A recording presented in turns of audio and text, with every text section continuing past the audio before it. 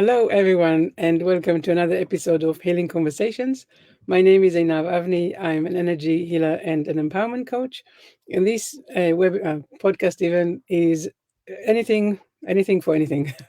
Healing conversations for anything chronic. And the message that I really wish to bring to the world is of alternative healing. So if there is something that you're suffering from, please listen back and find the message that you were meant to hear. So before I completely mumble through the whole podcast, let me introduce you to our today's guest. And with me today, Holly Erin Copeland. Holly, it's so lovely to have you here. Thank you so much. I'm just truly delighted to be here. So thank you for the invitation to connect with your audience. Thank you. Completely looking forward to today's conversation. I don't know why I can't find my words today. So let me see. Maybe let's get started and tell us something about you. Yeah. Well, I think what's relevant to your audience is that I had a big shift happen about 5 years ago. I actually was a scientist. I was working for the Nature Conservancy as an ecologist in Wyoming. And I came to a point in my life, kind of a lot of things collided, but I came to a point where I was feeling a lot of sadness and grief about the state of the world and a feeling of like there's never enough, there's never going to be enough time, money, or resources to kind of save the planet, as it were. So, this sort of a feeling of despair and hopelessness about, oh my God, everything is so, shitty. And I had felt like doing my part was enough for a long time, but I came to a point in my career where it just kind of felt like all for naught. Like, how am I going to possibly get ahead of this? And my doing my small part isn't going to really make a difference. And so I just had it was kind of burnout. And then I got hit with a chronic illness. I got hit with mold poisoning. Um, and I literally woke up one morning and my face was all swollen and I didn't know why. And I did all of the things like looking at, was there something I ate or drank, or was there, something in my home that was making me sick? Because what happened was this perpetuated, this continued, this chronic condition. And I couldn't find the source of what was wrong. And this went on for months. And I was really like, what is going on? And about, I don't know, 4 or so months into it, I connected with a functional medicine doctor that was a family friend and a leading environmental toxicologist. And he, through a 45-minute interview, suggested that I might have big mold exposure. And it turned out he was right, that I did. And then I actually had to find where the mold was. So we like had contractors come and were trying to, tear the house apart. And months later, like literally months later, I still couldn't find the mold. It turned out to be in my bed.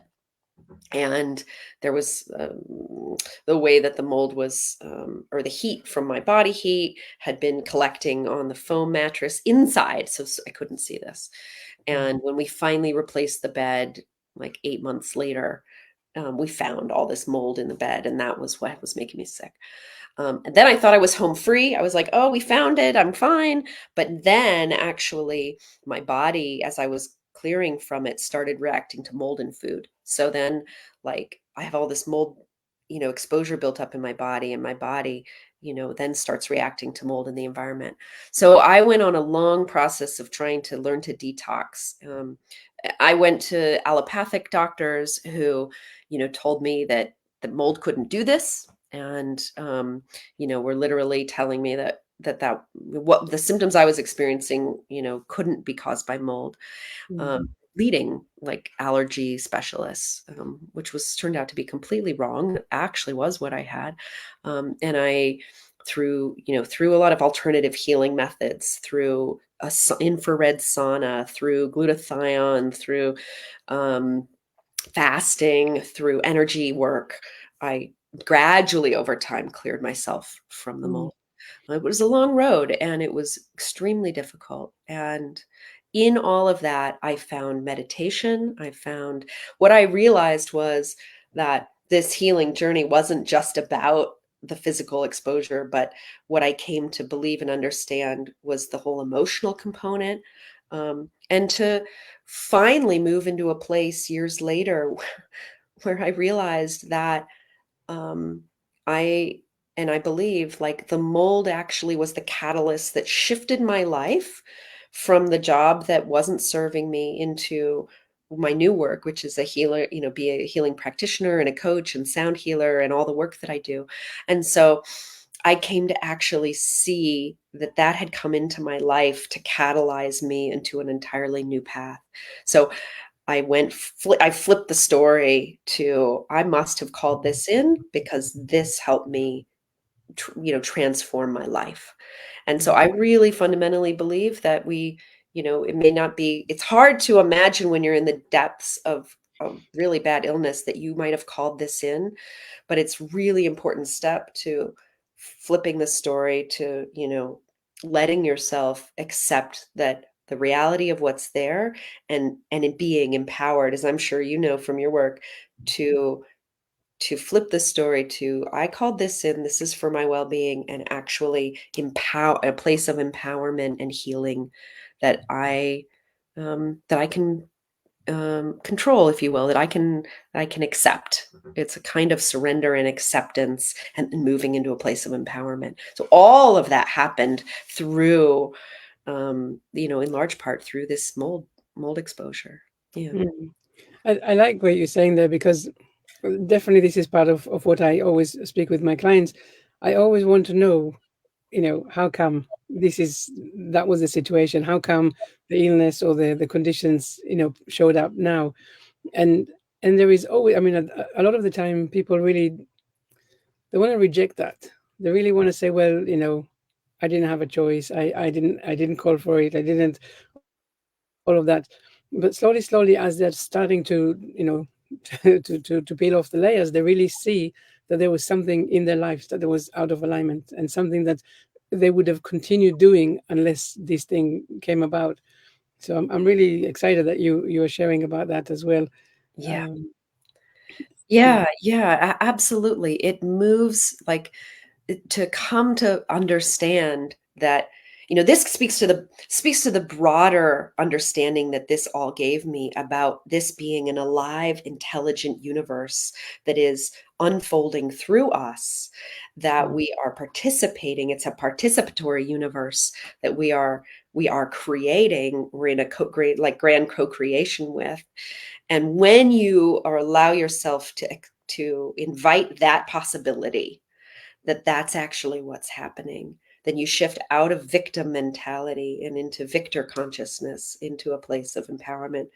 And then ultimately, I think vessel consciousness, where we can actually feel that um, we feel we experience the unified reality, that we're actually a part of everything. We're not separate.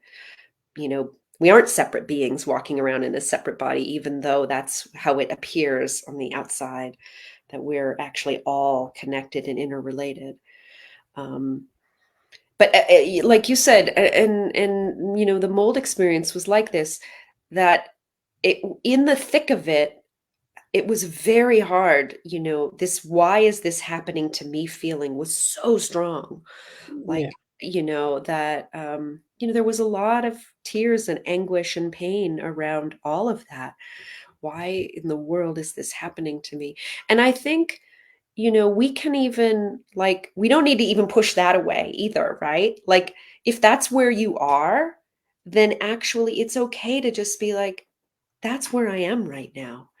And because that, feel the feeling, drop the story, which I love from Pema Chodron, her, directive, which I use with clients a lot, to just that, like, the more you can even feel the hopelessness, or feel the anguish, or feel the pain, that's actually the doorway through to feeling the light and empowerment. So even that, if that's what's present, you don't need to push it away.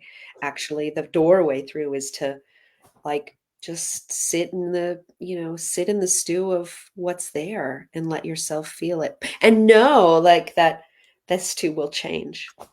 Yeah. I think it is interesting, because I guess when people come and walk with you, then you're able to guide them in a sense out of it, because you are seeing them where they are at, and you're showing them that actually, you know there is a way forward. And a lot of the time people will probably just really sink in whatever it is that they're going through and what they're experiencing.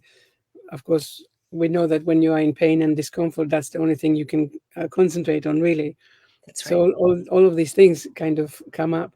But I like what you said also, that, you started off by saying, being so aware of how the world is going places that we don't really want, and feeling like, what can, little me do in all of this to help and all of that, to then shifting to seeing that actually we are we are everything, and we are everyone. And when we're looking after ourselves, or the people that we work with, this is actually our way to contribute to better a better world.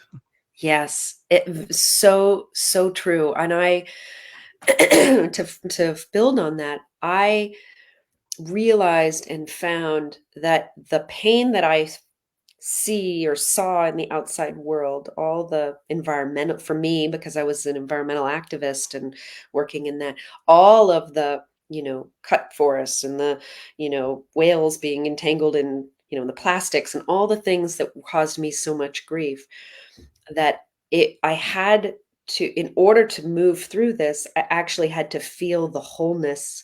It's about feeling the wholeness that you are amidst the world that feels like it's falling apart. And this is really central to my story and to what I experienced. And this is where, like, meditation and the spiritual path starts to meld with the like whatever you're experiencing in the, the pain, the chronic condition or whatever, is actually an invitation back into your own wholeness and perfection.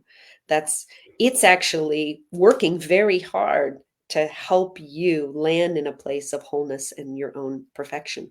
And when you surrender and can move, when you eventually move into that place, then the world, you look out and the world literally feels more whole. It's that great, is saying that we experience the world not as it is, but as we are. And you start to see that it ultimately, for all of us, it isn't first about changing the world that we wish were different. It's about feeling the wholeness that we are. And then when we finally move into that self-realization of wholeness, actually we become empowered to make those changes in the world we wished to see. So then we have the wholeness and the energy and the full empowerment to then go out and save the whales, if you were, or whatever your, heartache, whatever it is that motivates you. And we each have different things that really break our hearts about the world. But then we move into that with the energy and the passion and the wholeness to be in the world, not broken, but be in the world whole. And that central recognition of our own innate wholeness, so that we can support the world that needs us, is, that's what really happened to me. And I would never, like, now I would never wish it any different. Like, Yeah. I'm thankful to the mold, as strange as that is to say. I'm thankful because it gave me the gift of helping me to see that. And because the pain of the broken heart that I was carrying for all those years was so, heavy. It was hiding and masking the joy underneath living, the joy of living. And I really believe that it is I know, not believe, I know that it is our birthright to live in joy. Um, and that's what I want for everyone. And that's the work that I think, feeling like I'm contributing to the world, is helping people find their innate peace and joy. Lovely, really lovely. And I'm curious. So here you are now, maybe recognizing the mold and everything that you were going through. What was your own personal step to realizing that actually you wanted to start doing all of the work that you do with the healing and coaching and everything that you've mentioned, and also which of these modalities is actually your favorite, I guess? Yeah. um, when I came, sorry, there's just a little something in my throat. When I came through the meditation and through the work that I did with one of my primary teachers, of the recognition of this wholeness, um, it became very clear that like this is so like, oh my God, I can't believe all along that um, this was what was hiding, all of my joy. And it felt like I called it a kind of inner rewilding. Like I rewild and re-inhabited my whole body um, in such a beautiful way that that outer rewilding that I had been trying to sort of save and preserve, I started to see that the greatest gift that I could give the world was not to keep fighting against all the things that I saw were wrong, but it's the people that need the support. It's the people that need to find their wholeness. That's actually what will bring us all into, that's what will save the world. If you want to just boil it down, right? It's about helping people see that they're already whole. And so when that recognition hit, I recognized that my path then wasn't as an ecologist anymore. My greatest contribution wasn't as an ecologist, but was, as a healing practitioner to support that. And I'm, finding my way now of I'm writing a book and finding my way of like, where's my greatest contribution in helping people see that. And especially wanting to work with the environmental community, with people who are stuck in that place of brokenness and help them find their wholeness. So it just honestly, it became obvious at that point that that was my work. I just called you. Yeah, yeah, yeah. I love the work of people like Charles Eisenstein, to find the beautiful world that our hearts know is possible. Mm. Um, and and then you asked about like favorite modalities. And so I work in the modalities. I have kind of three main modalities. So one is awareness meditation practices. So I really studied the practices of Dzogchen and Mahamudra through like modern day awareness teachers. And I found those to be so powerful and so immediate to coming back to our wholeness, that recognition. Teachers like Rupert Spira and Locke Kelly and others. So I guide people and I have an insight timer channel in those types of meditation. So that's the first is, and it for me, it's an embodied recognition. So it's a recognition um, because sometimes if we sit in awareness meditation, it can feel kind of like an escape, like we're open and we're free, but it doesn't feel necessarily really embodied. And for Mm. me, it's like coming back into our full humanness and like loving the world, which includes like loving ourselves and feeling like it's great to be alive and the gift of this precious human body. So that to me is like there's the move into awareness and then there's the embodied like inhabiting our bodies fully. So that work is central to the work I do and guide. And then breath work is a big part of what I do. So I lead transformational breath work and I love breath work because it it's so embodied, right? Like there's nothing more embodied than actually the beautiful breath. And it really helps move energy where there's stuck energy in our body. Mm. So I guide breath work and then I discovered sound healing work with tuning forks and the work of Eileen McCusick.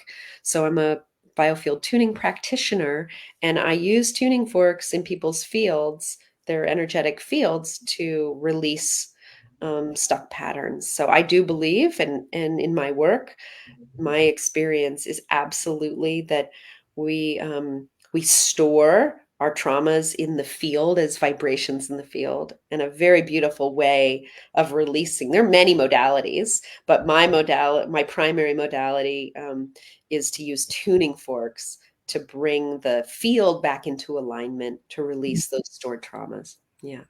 And so is that with the tuning fork? I imagine that is this face to face only, or is that also do you do it online? Both, Considering both, your yeah. Uh-huh. So I live in the San Francisco Bay Area. So if anybody watching this is in the Bay Area, I do, I love working um, in-person sessions, but I work all over the world, with the distance healing is so powerful because we are not, it's such a affirmation of the reality of the quantum field and of quantum entanglement and of non-locality. So to throw some of those words around, to feel like when I'm, maybe for you this is like this, when I'm working with a client, I can feel their field and I can feel where energy might be stuck, and so I use that connection in the quantum field to help release stored trauma.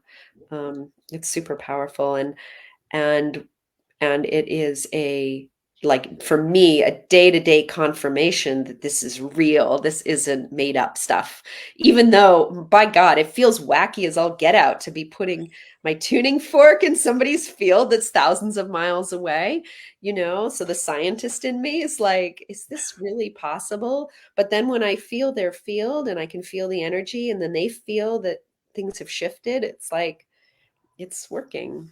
Yeah. Yeah. Yeah. And so, because I would love to hear some, I guess, success stories. But before that, I just want to just pick us on some definitions, I guess. Biofield. What do you actually mean by biofield? Okay, great. Yeah, thank you for asking. So what I mean is, it's, in the Vedic sciences, the auric field. So we have an energetic field about 6 feet that goes around the body. Um, and, it's in a torus shape, that we have the a sun star energy above our head and an earth star below our feet. So we're like a big battery. I mean, every living thing is, right? Everything has an energetic field. And we have this, we have this energy running through us like a battery. And I think, other people call it the Akashic field, that it is, and literally, it's like our mind is walking around outside our body, because every I know I've heard of thought, it. every feeling, every experience we have, we're energetic. We are energy. We're pure energy. And those things exist in the field. So when I bring my fork into somebody's field, and in biofield tuning, the edge of the field is their birth. So I can bring that in, and it might sound wonky, or it might sound, I feel different things, but I'll feel some resistance often. But if there was a birth trauma, I might right away like hit into something that, is dissonant, I guess is the word we use. It's dissonant. And if I hold my fork in that dissonant space with the intention to clear it, it will start to clear. And then that will help release whatever the body is listening to the field. So we're like constantly listening. All our cells have little, Bruce Lipton has been so amazing with this, right? Bruce Lipton, the show that we have these receptors like little umbrellas on every cell, and our cells are listening to the field. And so if we bring in a coherent signal into the field and it hears that, it will start to tune just like a guitar or an instrument. Will, just like an orchestra tuning up, that instrument of you will tune to the perfect frequency of the fork. And that's the healing process in biofield tuning. So when I do my energy healing, and I always also do it remotely, people always say, "Okay, so how do I actually release all this stuff?" But in the way I do it, I actually release it for myself by moving my hand above my governing meridian, and then I basically set the intentions to basically tell the subconscious mind what to do to release it.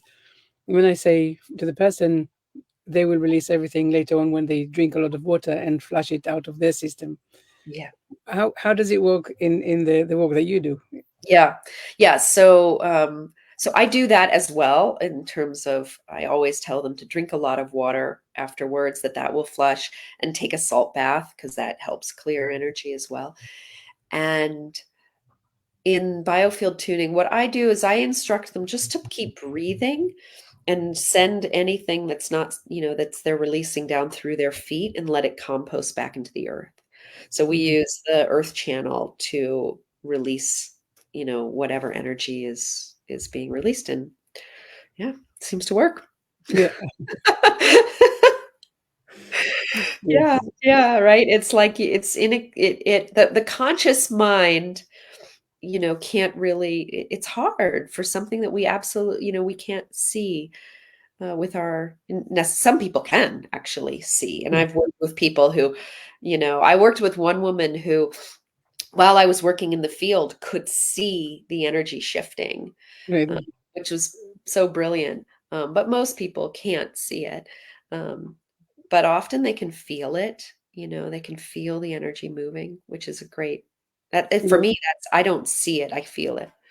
Yeah. Yeah, It's it's the about you. same for me. Yes, and some people say yes, they can actually feel the tingling of the energy as it shifts, and it's wonderful for both of us when they do. Yeah. But it is actually you just I mean, one guest that is coming on the podcast a little bit later on, he's doing something is scalar energy, and Ah, he says that when he puts an image of the person on this machine, all of a sudden it lights up. And then what he does, he puts another picture of all the different toxins, and then if it has these toxins or pathogens, they light up. And yeah. then again, with the intention, it being released. So again, fascinating, Yeah. all of these things. But Totally. I mean, I love that just because it just points to the power of this energetic healing. There are so many modalities that, different people are using in the world of energy medicine. So it's super exciting to see all the doorways that, exactly, and that's what we were saying at the beginning, or that's what I was mumbling at the beginning, that people that especially people that suffer from chronic illnesses and pain and unexplained medical conditions, it's very easy to say, oh, no one knows what it is, or there's no cure, or being really feel the box around them and it's closing down, and here we are saying, actually, it's not about the box. Just come in, let's release the energy, let's see what is possible or what we're capable of, because we don't even know. There are no limits. let's exactly. just let's just try. Exactly. And I don't know about you, but I find that not labeling it is really helpful. Like, I think labeling diagnosis, it can give us a confirmation that, I think the mind sometimes needs to know. Like, for example, when I found that I had mold, it was a relief to be like, okay, I knew it was something. And so to put a label on it was helpful for a time, right? But then you need to go beyond the label and just, once you've got that, you can, mind can kind of rest and be put aside. What's more important is to start to focus on where's the energy, blocked right now, and Mhm. where can we get it moving. And all these modalities are different via portals to get the energy moving, because healing is really about the movement of flow of energy through the body, and at that point it's not important what your diagnosis is. I think it's more important to work with somebody who can help you get that energy moving, don't you think? Yeah, absolutely, absolutely. I was just thinking back to one of my clients that she's just recently been diagnosed with something, and then I could see that she was experiencing all the symptoms, but just having the diagnosis was helpful, so that she can say to her family, "Look, I'm not making it up." So this for her, that was really important, Yes, and I was like, "That's a good thing," but now let's release it. exactly. Now let's move beyond that. Exactly, Yeah, exactly. And so you don't stop there and get caught in the box of the diagnosis, because that's exactly, what Western medicine, I think, will do. exactly. And yeah, and to just remain really open and more about, tuning in to your own body, because I think this is something else that, like, become empowered that you can feel this energy. It took me some time when I started doing this work. Like, I didn't really feel much because I'd Mhm, shut down my body.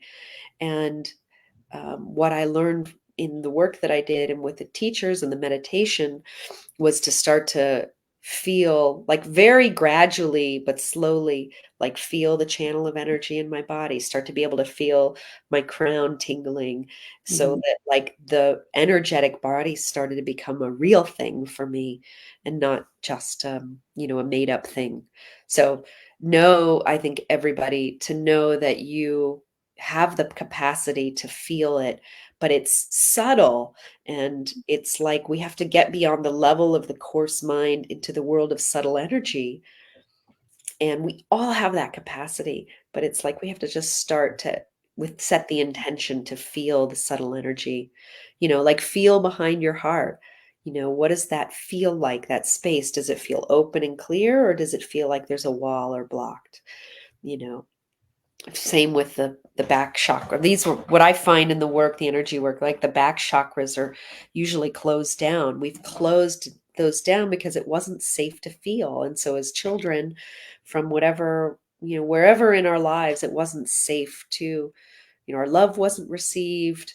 It's usually these like very basic traumas that were set up early on. Like messages like I'm not enough, or my love's not welcome, or um, it's not safe to be me in the world. And all of those, like we shut down those receiving chakras, the energy, because that was the smart thing to do. That was self-preservation. Yeah. And I feel like this healing is about opening up to feel and receive again and be safe in the world as we are. And that's such a beautiful thing because it's so much more than just healing a diagnosis or a disease. I really believe all of this at the end of the day, every disease that all of us are experiencing is trying to move us into this place of love and joy and acceptance for who we really are and to be fully authentically ourselves in the world. That's Mm. what it's trying to push you into. Which Absolutely. there's no greater gift. Who doesn't want, Like that's what spirit wants for us, to fully be us in the world as we are, you I, know? I, I all the time say this to people. It's that thing. You came here for a reason. There is a purpose. You like it or not, there is a purpose. Yeah, You know, Looking at your life right now, to what degree are you honoring it? And yeah, people are like, but I can see it's like a light bulb, because all of a sudden, even if they have no answer, all of yeah. a sudden they start thinking, really, what am I missing here? What is something that I'm not doing? And then we do the work to understand really, what it is that they're meant to Right. do or be. But Absolutely. And that, when I started down this road, even before the mold poisoning set, it was that feeling of like, what am I even doing? What is my life about? mm, And it was a central feeling of something's missing. Like I'd gotten, it was the classic, I was on the heels of I was just about to turn 50. I was like 48 years old, and I'd done all the things. I'd like gotten a good job, and I had a nice house, and I had two beautiful children, and I had a loving partner. So I'd like checked all the boxes, and yet something was missing. missing. And I was like, I can't do any more than I've possibly done. I did everything society told me to do to be successful, and you're still something missing in my heart, right? And like that, it's that that this was really, that I think all of us are on this path to uncover the thing that we feel like is missing so that we can fully authentically be us in the world. It brings tears to my eyes thinking about it, because like I so want that for everyone to Yeah, feel like, like you belong, you have a purpose, you were meant to be here, God, spirit is waiting for you to reclaim yourself in the world. And then that is about stopping putting our focus on the external pain. Like it's really easy, right, to get caught in the suffering of others. Like, oh my God, you look at Gaza or you look at Ukraine or what's, going on out in the world, and to just like put the focus on all that's wrong in the world. yeah, And this isn't a denial, it's not a Pollyanna, but it is about like coming back to our own healing, our own inner wounds, so that we can it's like, for me, it's like put on your own oxygen mask first. It's the classic, so that you can be the loving being in the world that the world needs. Like the world needs us all to reclaim our wholeness, yeah, you know? absolutely. Yeah. Holly, Yeah. I think we can really talk forever. I told you it's the time always passes so fast, and there's so many things, there's so many questions still to ask. So maybe just before we leave, maybe you can tell us really how do you work with people? I know you have one-on-one and you have the group. Tell us a little bit about that. Yeah, thank you. So I do offer I have a one-on-one program I call Awaken, Heal, Breathe. And I bring in, through 3 to 4 months of working together very closely with my clients, I help move them through this process of reclaiming their own, inner compass and their joy, what I call unshakable you, like being that unshakable, authentic self. And so that Awaken, Heal, Breathe is kind of one of my central offerings in the world. And then I also have group sessions twice a month. So I offer meditation and sound healing for one session. They're 90 minutes. They're live. They're fairly small groups still, so it's interactive, and there's lots of personal attention. And then a group breathwork session. They're so powerful. I mean, I keep being blown away by, people join and they have these huge, powerful shifts through this work, through both of sound healing and the breath work. And so yeah, I invite people to join. It's for those who are they're at noon Pacific time, first and third Tuesdays. So they're evening times for the Europeans, and they're lunchtime for or afternoon for the US people. And sorry for Australia, it's the middle of the night, but I can't. One of these days, maybe I'll have an evening session for the Australians as well, and the people in the. Yeah, and of course we are going to put all of your links and everything, so anyone watching, listening, can find out more about you and get in touch. And yeah, the sessions sounds wonderful. Thank you. Holly, thank you so much for being here with us today. I really appreciate everything that you do and all of your wisdom. I thoroughly enjoyed our conversation. Thank you so Oh, much.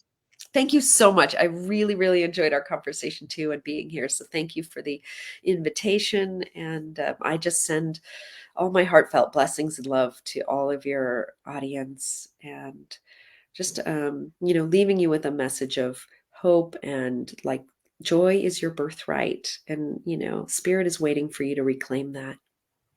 I Yeah. love that. I love that message. Thank you. Yeah, you're welcome. Thanks.